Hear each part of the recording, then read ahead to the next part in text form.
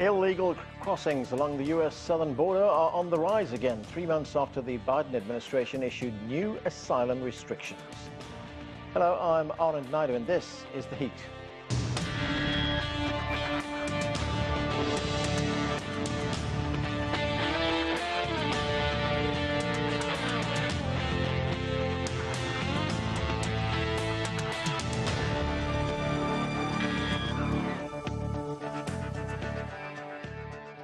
More than 130,000 migrants were apprehended at the U.S.-Mexico border in July, according to data obtained by the Washington Post. That's a 30% increase from June. Authorities say smugglers are using different routes to avoid detection, including the Arizona desert, where record high temperatures have made the journey extremely dangerous. Excuse me. The Biden administration implemented new measures in May that require migrants to apply for asylum in other countries before reaching the United States. Anyone who enters the U.S. illegally can be deported and barred for 5 years. The policy is now being challenged in the courts. For more on the U.S. asylum restrictions, let's bring in our panel. Joining us from Managua, Nicaragua, is Benjamin Norton. He's an investigative journalist and editor-in-chief of Geopolitical Economy Report.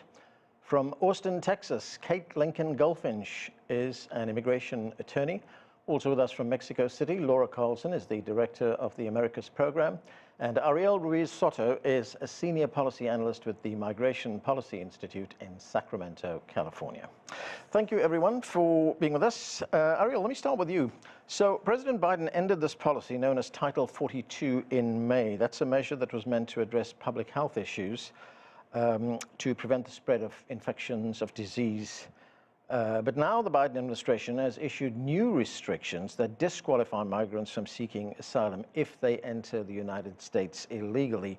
And in fact, one of the courts has agreed with Biden. They've upheld those restrictions, keep the measures in place for now.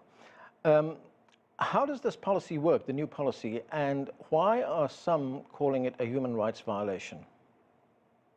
Well, to be clear, the Circumvent for Legal Pathways rule that was announced in May and implemented after Title 42 ended is meant to try to channel migrants to ports of entry along the U.S.-Mexico border. And what this means is that the administration is trying to allow for that process to become orderly. Clearly, trying to do this by making migrants go to ports of entry when the capacity may be limited has been seen and criticized by many in trying to reduce their access to asylum, which in many cases does extend that period for migrants to wait in Mexico. In particular, this change in the asylum considerations means that migrants have to prove that they either have a CBP-1 appointment to enter a port of entry and then come into the United States to later then seek asylum, or that they applied for asylum, let's say in Mexico or another country, and that they were denied, so they can then later on be able to pass that criteria. Obviously, in clear terms, many migrants who before thought that they could make it and then between ports of entry to be able to seek asylum are now having a more difficult time, especially given the different restrictions and currently the timing. This has had very clear impacts, not just for migrants, I should say, but also for the communities where migrants are being received. In this particular case, the courts have said they could continue, as you mentioned, but it is likely that this will continue to be litigated and potentially, in the end, may have a different outcome. So, Ariel, in effect, is it almost the same as Title 42? Well, not necessarily. Title 42 meant that it allowed people to be, once they enter between ports of entry, particularly, they were being expelled to Mexico very quickly. But under Title 42 terms, even when the levels were highest, the people that were initially being put into Title 42 proceedings were actually Mexicans and Central Americans.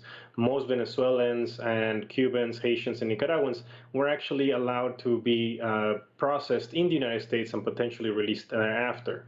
What this new policy does is it also applies this new rule to other migrants and makes it more difficult for them to access asylum between ports of entry. Okay.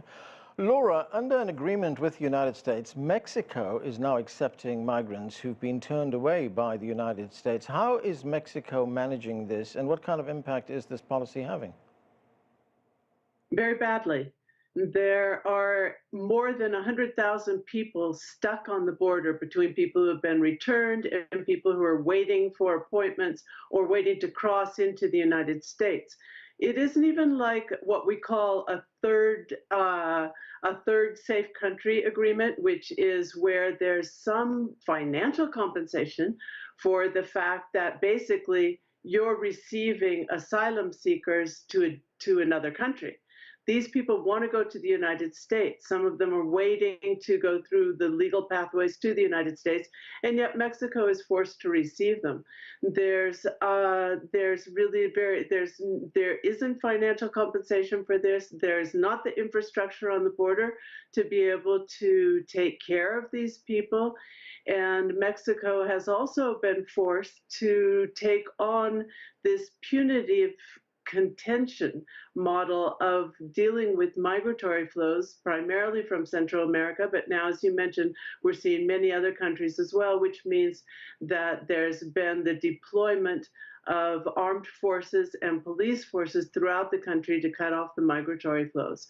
What happens then with both countries taking this approach is that there's the denial of asylum rights. International asylum law says that anyone can enter into a country when they're unsafe and make the case about why they can't go back to their country and why they need to seek safety in this country.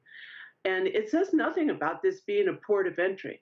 So that was one of the bases for them striking down the application of Title VIII, because it says that anybody who crosses into a port of entry, outside of a port of entry, whether they have an asylum case or not, will not even be heard. So what the Biden administration has done is to increase expedited deportations and deny asylum rights to a large number of people. And Mexico has been helping with this policy. And the end result is that the migrants who are accumulating on the border, who are fleeing countries where they really are in unsafe conditions, are in very unsafe conditions. They're prey to organized crime in the border areas. There isn't housing, there aren't jobs, because they haven't been given papers or a legal status in Mexico for the most part. And meanwhile, on the whole trip through Mexico, they're prey to corrupt immigration officials and to organized crime and to being captured and rapidly deported back to their home countries. Benjamin, if we look at the situation right now, there's more than 2 million people who have left the Northern Triangle countries, as it's called. That's Honduras, Guatemala, and El Salvador. They're fleeing poverty, they're fleeing violence, they're fleeing corruption. And in many instances, I mean, part of this is happening because the United States, and people have criticized the United States for this, the United States has been funding corrupt governments in this particular region. To what extent is the U.S. government and its policies responsible for what we're seeing at the border? Well, this is a crucial factor that is not discussed enough in much of the media reporting on the migration from Central America. Honduras is a perfect example. In 2009, there was a military coup that overthrew Honduras' democratically elected president, Manuel Zelaya, and the United States completely gave the green light to that coup. Then the Obama administration supported the coup, and subsequently the Trump administration continued supporting a series of corrupt governments that were very credibly accused of rigging elections. The situation has finally been changing in Honduras. There is a new progressive government that is trying to reverse many of the policies. But in that period of more than a decade following the military coup, Honduras became one of the most dangerous countries on earth, with one of the highest homicide rates on earth. So it was no surprise that there was a massive exodus of Hondurans simply seeking peace. I mean, poverty is already brutal enough. Central America is one of the poorest regions in the world. Outside of Haiti, it's the poorest area in the Americas, in the Western Hemisphere. So many people already they have a financial interest in going abroad in search of better paying jobs so they can send back money to their families. But I really think we should emphasize the role of insecurity and violence. The situation has been slightly changing in El Salvador, largely because the president Bukele has just decided to lock up huge amounts of people. Anyone even remotely linked to drug gangs or criminal activity has just been completely locked up without due process. But the point is that this is a region where the United States has a long history of supporting unpopular governments, of backing violence in the case of Nicaragua in the 1980s. And I will say that the country in the region where the United States has the least relations, which is Nicaragua, actually is the safest country in the region. I mean, Costa Rica is a very close U.S. ally, and there's been a rise in violence and crime. But Insight Crime, which is a crime watchdog, just published a report looking at data from last year and found that in all of the Americas, in fact, Nicaragua has the second lowest homicide rate, excluding Chile, which came in first place. So the reality is that basically the closer a government like Guatemala is, for instance, to the U.S., the more likely there is to be mass migration and corruption and violence in many of these countries. Kate, let me ask you first about these measures that the Biden administration announced after it ended the Title 42 policy. I mean, initially it was rejected by a court, then another court said that it can stay in place for now. What happens next? I think ultimately, like Laura said, this law will not stand as it makes its way through the courts because it is in violation of international asylum and refugee law, which has been on our books since 1980. It was passed by Congress, and in the definition, it says that it doesn't matter how someone got into the United States, but that they have to be here in order to apply for asylum. And so this policy that says that if you didn't, wait your turn with the CBP One app, it's in contradiction to a law that Congress has passed. In practice, it's really horrific. What happens is, as the other panelists have mentioned, a lot of these migrants and refugees, they're coming to the U.S. border. They are refugees in Mexico, and they are subjected to all sorts of violence while they await their turn. And right now, for the people who can figure out how to use the app, it takes at least 2 months for them to even get to the point where they might be processed. And I can tell you, as an immigration lawyer in Texas for 15 years, I've been through previous administrations. I've worked with thousands of asylum seekers, and we've had functioning systems in place pre-Title 42, pre-Trump, pre-COVID, where an asylum seeker could simply come to the border. They could walk across the bridge and they could say, I'm afraid of returning to my country. And they would be temporarily detained and put through a credible fear interview screening. And not everyone qualified. The people who didn't were sent home, but the people who did qualify were admitted, and they would prepare for their final hearing. And that was a functional, mostly dignified, mostly orderly process that overall wasn't broken. But we tore apart that whole system, stopped asylum processing at the borders for 3 years, and now Biden's sort of sneaking us back, but it's not going to work until we get back to where we were. Right, and Kate, there's one other case, and that is the Department of Justice is taking the state of Texas to court over a barrier that it's placed in the middle of the Rio Grande River to block migrants from crossing the river. In fact, one of the migrants was caught in the barrier, and the body of a child was recovered upstream. And we're looking at pictures of them crossing the river right now. I mean, how will that case play out in court? Ultimately, Greg Abbott, the governor of Texas, is going to be found to be violating federal and international laws. He doesn't have the jurisdiction to go into the waters and place these buoys. There's obvious humanitarian concerns with his actions, but there's also major legal problems with what he's doing. And so he's spent over $10 billion of Texan taxpayer money in his Operation Lone Star, which has resulted in fewer than 1% of the apprehension. So it's been a failed result, even with all that money spent. And now he's doubling down and going into court, spending more Texan taxpayer money. And ultimately, he will not succeed. He doesn't have a strong legal position. Laura, the Mexican president, Andrés Manuel López Obrador, he has condemned that floating barrier and he wants it removed. Let's listen to what he had to say. Es inhumano. It's inhumane. You don't treat any person like that. No one should be treated like that. That's not something good people do. Now, Laura, there was a U.S. government survey that was done on this barrier, and it found that 80% of the barrier is technically actually in Mexico. So can López Obrador actually remove this barrier himself? Well, it's not clear if he would go so far as to try to remove it himself, but Mexico has already presented 2 diplomatic notes in protest of the barrier. They've set an inspection team up as well, And they're protested in terms of the humanitarian concerns, which are obvious. 2 people dead already. I mean, it's barbaric. It's utterly barbaric. But they've also protested because it's in violation of the International Boundary and Waters Commission agreement, and saying that the heavy equipment that they took in, the way that these buoys are fastened to the river floor, it's already changed the boundaries of the water, and so they're waiting to see what comes out of that. But there are a million reasons, as Kate says, for which this was a highly illegal activity. But we know that the purpose of it is political. We're coming into an election period, and I think one of the biggest concerns now in Mexico is these draconian measures against migrants, and even the very strict measures that are following basically the same model on the part of the Democratic Party and the Biden administration are going to get worse as they begin to vie on who can look to be tougher on cracking down on migrants. So it's a very dangerous situation, both politically and, of course, physically, for people who are going to the United States. And meanwhile, conditions are not improving in Central America rapidly, and there's still many, many reasons why people find themselves forced to migrate and to go up to the United States. Ariel, unlawful crossings at that border, they fell to their lowest level in June, but they went up again in July.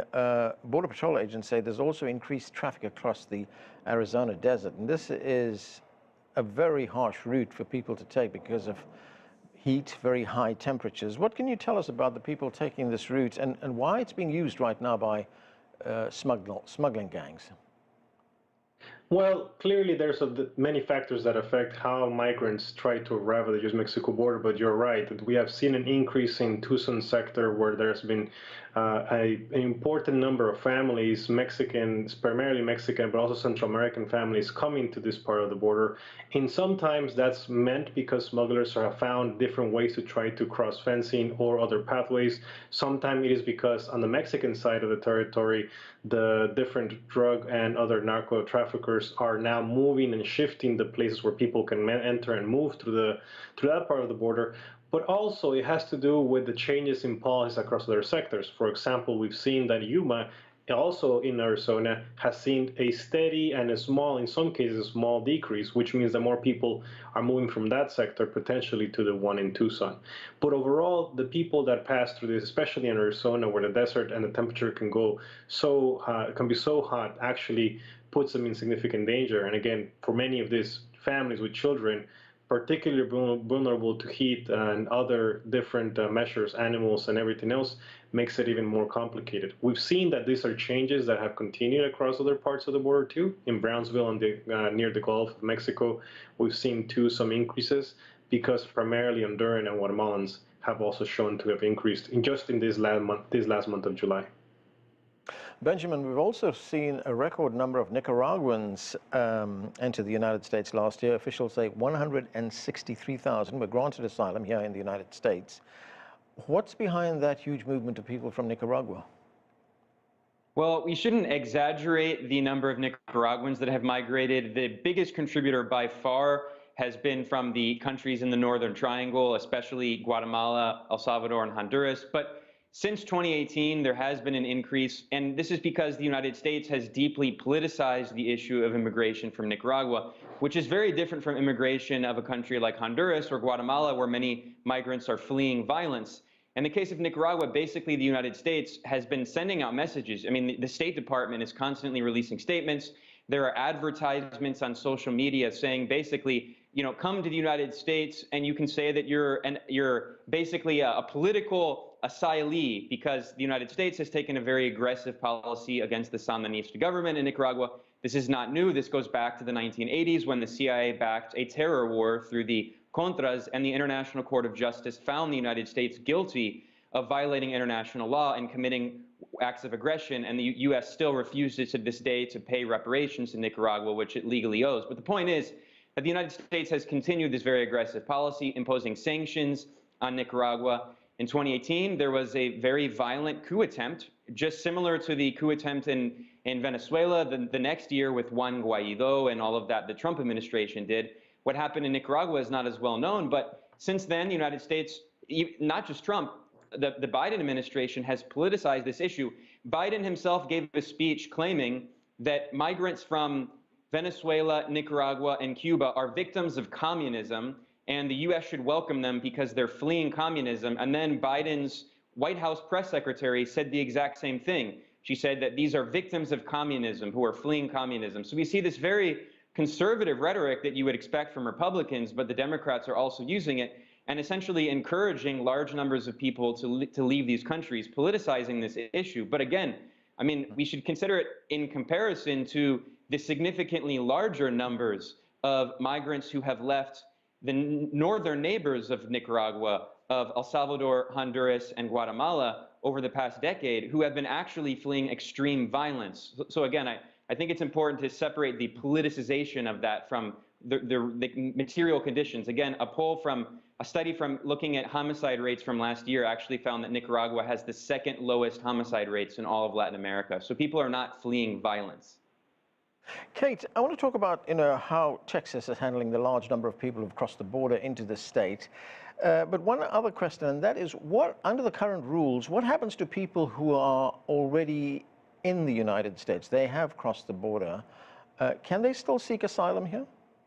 Sure. If they've been processed in, once they get into the interior of the United States, maybe they passed a credible fear interview at the border and they were processed in, or they're in the interior, they can apply for asylum. They might either be in removal proceedings if they were apprehended and allowed in which case they prepare for their final hearing before an immigration judge, and they have to put on testimony and evidence and maybe witnesses, maybe an expert.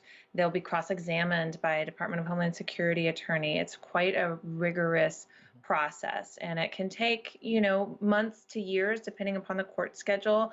They may be eligible to apply for work permission about 5 months after they file for asylum. And so, and what we find through multiple studies is that asylum seekers who are processed in that manner, more than 90%, often 95+% of them actually do prepare and show up for their final asylum hearings because they are incentivized to do that. So there is some rhetoric out there that once an asylum seeker comes into the United States that they abscond, and that is not what the data shows.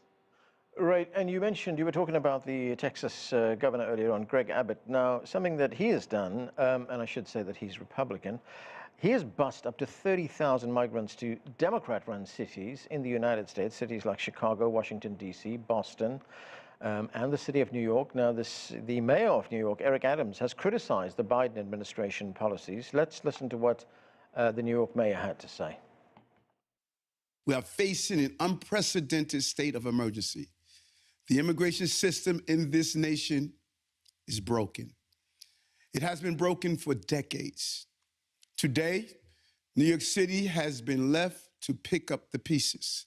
Since last year, nearly 100,000 asylum seekers have arrived in our city asking for shelter. So, Kate, New York also says that this is costing the city something like $12 billion. But what do we know of the fate of those who were bussed up to these cities?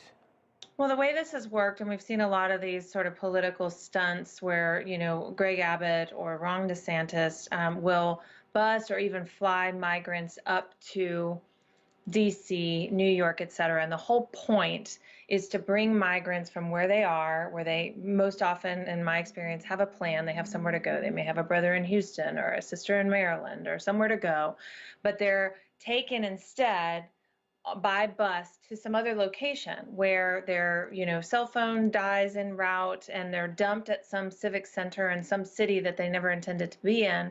And then it looks like there is this chaos and this influx, and that's the whole point.